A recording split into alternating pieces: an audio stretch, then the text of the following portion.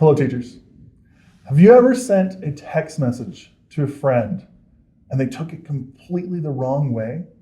A message that was meant sarcastically is taken seriously, and a message that was meant sarcastically is taken seriously. Those sorts of things happen all the time in 21st century life, and it's no different with our students.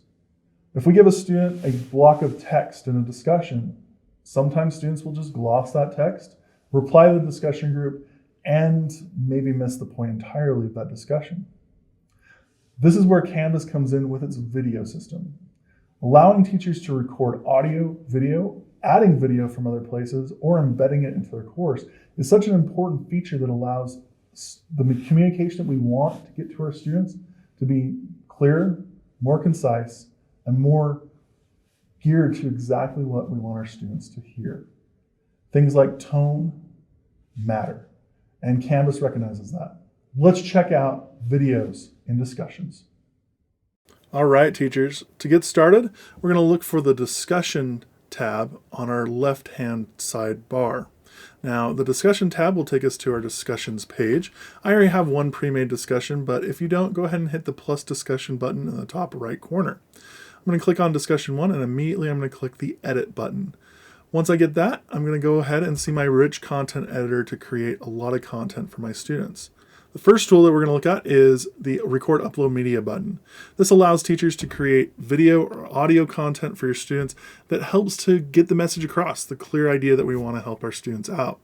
You can turn off the video stream by just clicking webcam and clicking no video. Now from there, it's just a matter of clicking start recording and recording the video. If you need help, refer to previous videos in this course. The next tool that we're going to look at is Embed Media. Now, embedding code, you can find this on YouTube videos, Nearpods, all sorts of activities online that require video, and all you have to do is copy and paste the code on there. Some districts allow for external tools or LTIs, like YouTube or Google. YouTube is most common for video, but there are many other places where you could grab video content, and all you have to do is click these two buttons. When we hit into YouTube, it actually is just a search, and we can find the video we're looking for very, very quickly. Now, anytime that we use video content inside of our Canvas discussion groups, we have to ask ourselves a few questions. Number one, what is the length of the video that I'm creating here? Is it too long for my students? Is it got too much content, or do I need to cut some of it down? That's where external tools like Nearpod could come in handy, allowing you to edit the video and add questions.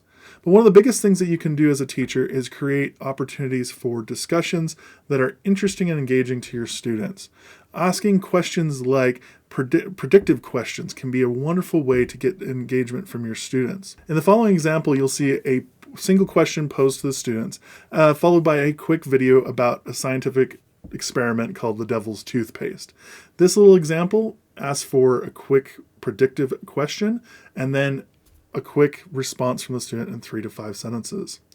Adding video content to your Canvas course can create all sorts of opportunities for better discussions, more engaging discussions. However, remember some golden rules. Have good introductory questions. Use the Record Upload Media button to make it personalized with your voice or your video. Shoot for videos that are somewhere in the sweet spot of 3 to 5 minutes, but no longer than 8 to 10 minutes. And make sure that every student has access to the platform that you're going to be using in class so that they understand and are able to engage with the material fully. Thanks so much, and make sure that you're using videos in discussions.